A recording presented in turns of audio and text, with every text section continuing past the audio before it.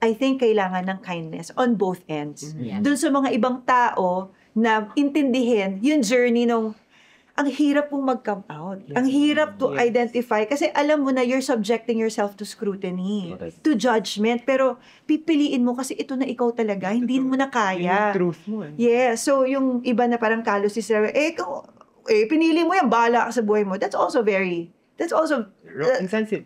that's very insensitive. Pero yung mga nasa trans community naman na parang you're imposing naman na hindi kailangan intindihin mo to even if hindi naman nila minimean. Maybe we can also see different perspectives. Context and intention, I think, is very, very important when it comes to this. Ang ganda ng context and intention kasi transitioning is always two-way. Yes. Diba?